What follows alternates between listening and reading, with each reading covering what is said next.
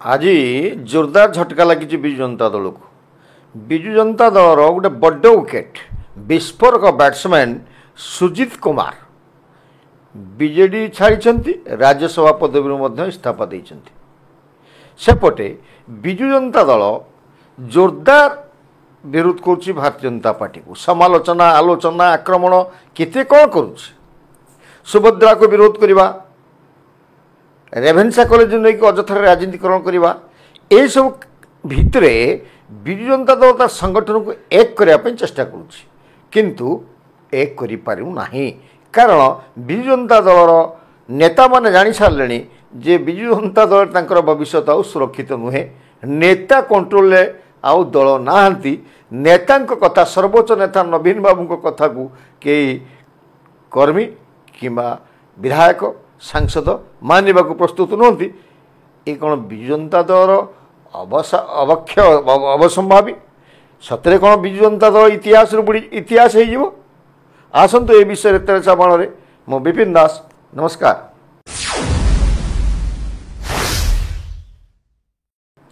प्रिय दर्शक बंधु, आज सबू गोटे हट न्यूज सब चैनल रे काली खबर कागज बाहर सोशल मीडिया होई सृष्टि करुच्ची इलेक्ट्रोनिक्स चैनल माने एवं वेब चैनल माने होई सृष्टि करुछंती।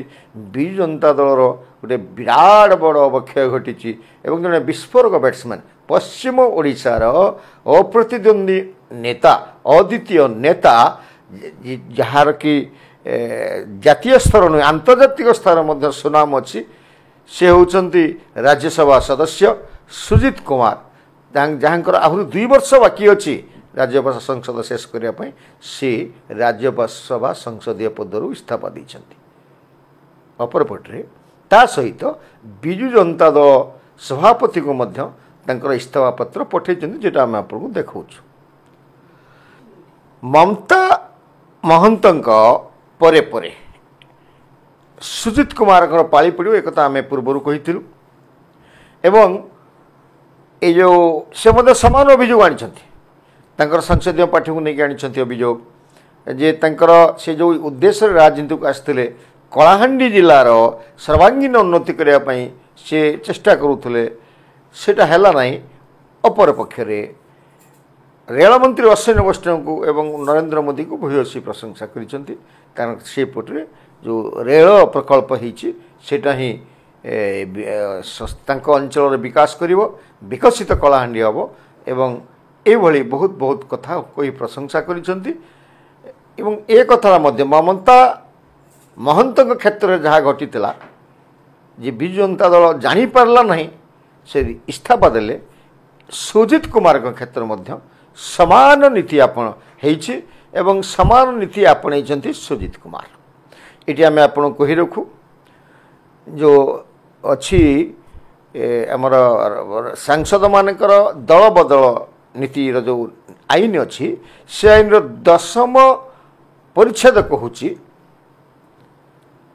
जदि जड़े इस्तीफा देदेव ताहले ताको प्रति दल बदल आईन लागू हम ना जार सुजोग नौ भारतीय जनता पार्टी गोटे पर गोटे राज्यसभा सांसद आणुची। एवं जेहेतु ओडिशा रे जितकी भारतीय जनता पार्टी पाखे विधायक अच्छा से अन्याय सर जन को जिते दे पारे सेटा को आखि आगे रखिकी प्रथमे ममता महंत को जिता जाइए। बर्तमान सुजित कुमार पुनर्बार से राज्यसभा सदस्य होगी ये जलजल हो देखा। आम आपको कही रखू यांकर निर्वाचन सरिवार 15 दिन भितर सुजित कुमार निर्वाचन आ भितर हम। कारण समान नीति आपणे आंध्र प्रदेश रे YSR रो 2 जन राज्यसभा सांसद इस्तीफा देइछंती एवं से 2 जन को चंद्रबाबू नायडू तेलुगु देशम पार्टी हो कि भारतीय जनता पार्टी हो कि जड़े इठू जड़े सेठू जड़े हो 2 जन जीतिकी पुणी राज्यसभा को आसवे। ये भाया गोटे जो आईन अच्छी ये आईन गला बाट दे भारतीय जनता पार्टी सबू आंचलिक दल को नष्ट करदेवाई गोटे प्रयास आरंभ कर अनुमान करा जाउछ। अपरपक्षे आम यदि विजु जनता दल को आसवा विजु जनता दल आपन देखिए तार प्रकृत जो चरित्र जो नीरव रहिबा सब काम को समय को अपेक्षा करिबा एवं जो नवीन बाबूंकर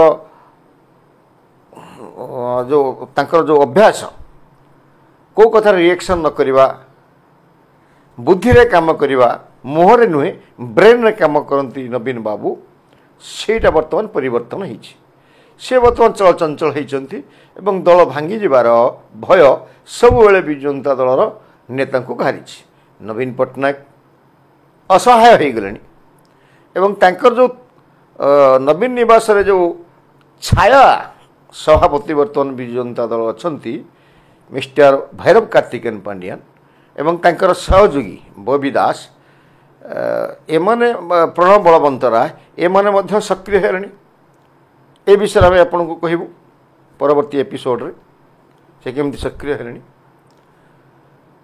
जे से माने वर्तमान बिजु जनता दल को आड़े भांगी जीव तेणु बिजु जनता दल को से पूरा तृणमूल स्तर पर्यंत ये जो बबी पांड्यान गोष्ठी नवीन बाबू को मोहरा करी तृणमूल स्तर पर्यंत सदा सर्वदा आंदोलन भितर रखापी चाहूँगी रेवेन्सा नाम परिवर्तन हो कि आउ जहाँ हो बर्तमान सुभद्रा योजना को हो सुभद्रा योजना को बिजु जनता दल जमी भाव विरोध कर देखि जे कहीं विरोध कर सुभद्रा योजना को जो बिजु जनता दल नवीन बाबू कहते जे माँ को सम्मान भौणी को सम्मान माँ को आत्मनिर्भरशीलता बर्तमान जो आ गए सरकार बिजु जनता दल सरकार तो दाहा देगला बर्तमान मनमोहन सरकार भारतीय जनता पार्टी सरकार सुभद्रा योजना माध्यम महिला मानू किसी आर्थिक सहायता देवाक चाहूँगी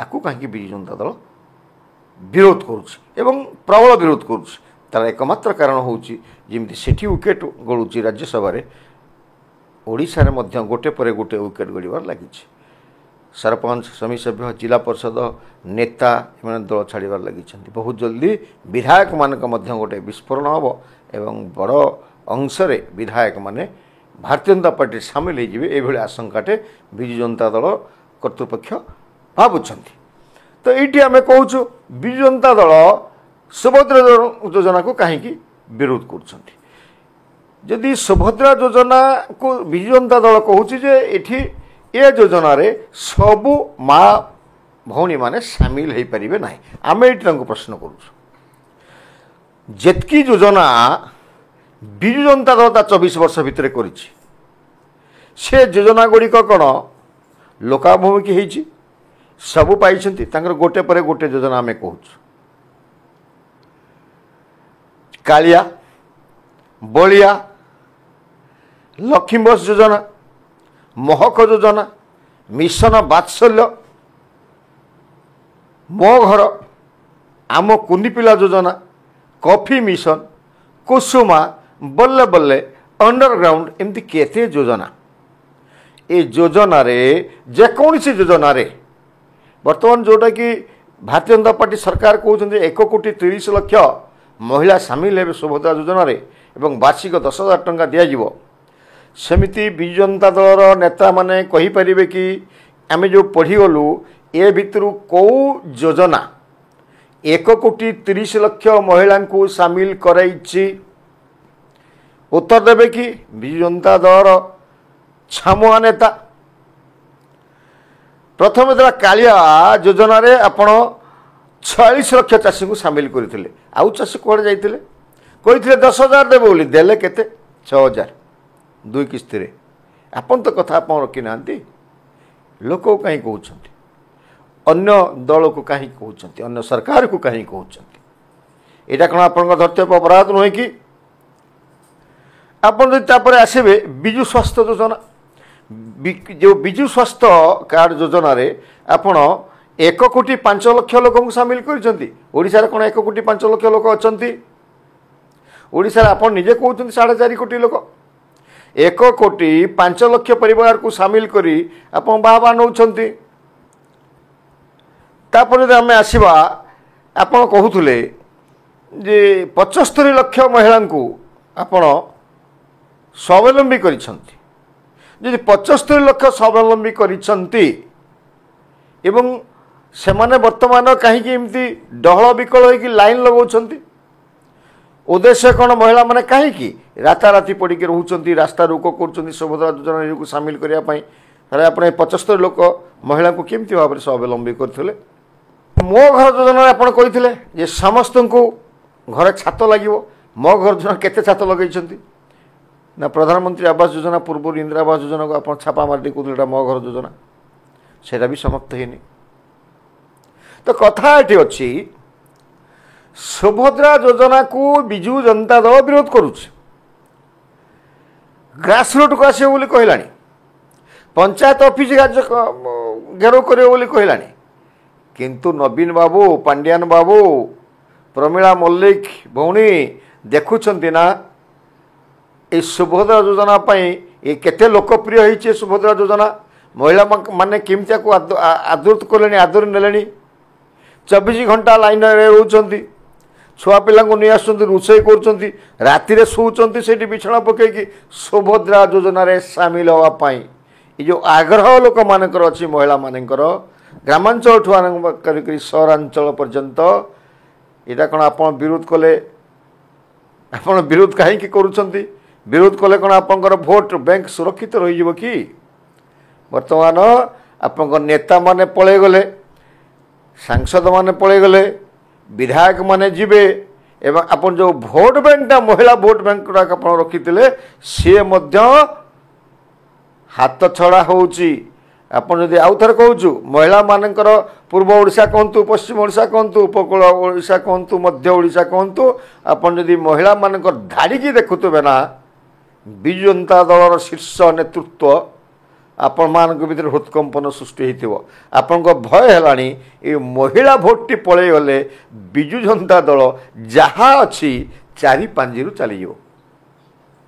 ନମସ୍କାର।